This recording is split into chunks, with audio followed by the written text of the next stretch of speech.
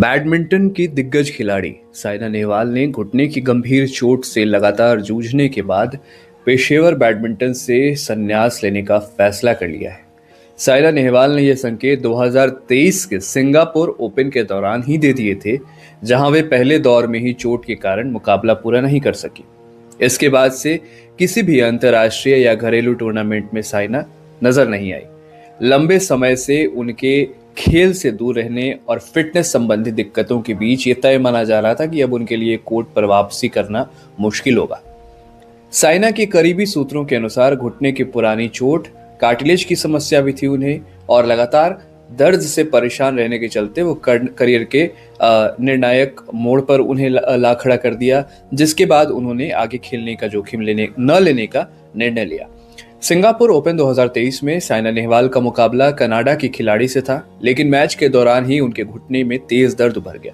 दर्द इतना बढ़ गया कि वे ठीक से मूवमेंट नहीं कर पा रही थी और अंततः उन्हें मुकाबला बीच में ही छोड़ना पड़ा। ये वही घुटना है जिसने कई पिछले वर्षों से उन्हें परेशान कर रखा था। इससे पहले भी साइना कई टूर्नामेंट चोट के कारण छोड़ चुकी थी और लंबे समय तक रिहैबिलिटेशन सेंटर से गुजर रही थी। सिंगापुर ओपन के बाद उन्होंने किसी टूर्नामेंट में हिस्सा नहीं लिया, जिससे उनके संन्यास की अटकलें और तेज हो गई थी। सूत्रों के मुताबिक साइना नेहवाल ने पिछले कुछ महीनों में अपने भविष्य को लेकर गंभीर मंथन किया, मेडिकल एक्सपर्ट्स की राय भी ली और अपनी शारीरिक स्थिति को देखते हुए उन्हें यह समझ आ गया था कि अब उच्च स्तर की प्रतिस्पर्धा में खुद को झोंकना उनके स्वास्थ्य के लिए ठीक नहीं होगा। घुटने की चोट के चलते वो न तो लंबे अभ्यास सत्र कर पा रही थी और न ही लगातार मैच खेलने की स्थिति में थी।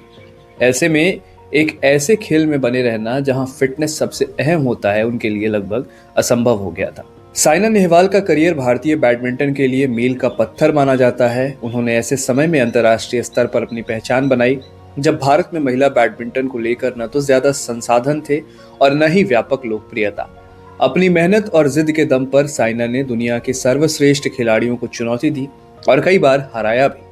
वो विश्व रैंकिंग में नंबर 1 बनने वाली पहली भारतीय महिला बैडमिंटन खिलाड़ी रही, जिसने देश में इस खेल को नई पहचान दिलाई।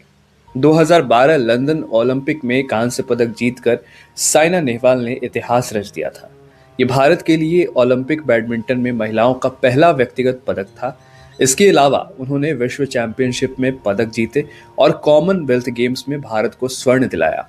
उनके आक्रामक खेल, दमदार स्मैश और कभी हार न मानने वाले जज्बे ने उन्हें युवाओं का रोल मॉडल बना दिया। हालांकि सफलता के इस सफर में चोटें हमेशा उनके साथ ही रहीं, उन्हें कभी छोड़ा नहीं। 2016 रियो ओलंपिक की बात करें तो उस दौरान भी उनके घुटने में गंभीर चोट ने उनके करियर को बड़ा झटका दिया था। इसके बाद उन्होंने वापसी की कोशिश भी की कि आगे खेलें, कुछ टूर्नामेंट्स में अच्छा प्रदर्शन भी किया, लेकिन शरीर पूरी तरह साथ नहीं दे पा रहा था। हर बार वापसी के साथ चोट और दर्द का डर बना रहता था, जिससे उनकी निरंतरता प्रभावित हुई। पिछले कुछ वर्षों में अगर हम बात करें तो साइना नेहवाल ने सिर्फ सीमित टूर्नामेंट खेले हैं।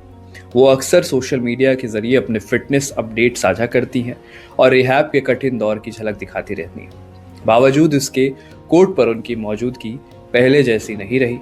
युवा खिलाड़ियों के बीच प्रतिस्पर्धा लगातार बढ़ती गई और साइना का अनुभव फिर से फिटनेस की कमी के सामने नहीं टिक पा। साइना नेहवाल के संन्यास के साथ ही भारतीय बैडमिंटन का एक महत्वपूर्ण अध्याय का अंत हो गया है। उन्होंने न सिर्फ पदक जीते बल्कि एक पूरी पीढ़ी को बैडमिंटन रैकेट उठाने के लिए प्रेरित किया। आज भारत में महिला बैडमिंटन जिस मजबूत स्थिति में है, उसमें साइना नेहवाल की भूमिका को नजरअंदाज कैसे किया जा सकता है। पीवी सिंधु समेत कई खिलाड़ियों ने कई बार स्वीकार किया है कि साइना ने उनके लिए बैडमिंटन का रास्ता खोला है। संन्यास के बाद साइना नेहवाल की आगे की योजनाओं को लेकर फिलहाल कोई आधिकारिक जानकारी सामने नहीं आई है, लेकिन माना जा रहा है कि वो बैडमिंटन से किसी न किसी रूप में जुड़ी रह सकती है। कोचिंग, मेंटरशिप या खेल से जुड़े अन्य सामाजिक कार्यों में उनकी भूमिका हमें देखने को मिल सकती है। विचार लाइव देख रहे थे आप। मेरा नाम है विकास सिंह। धन्यवाद।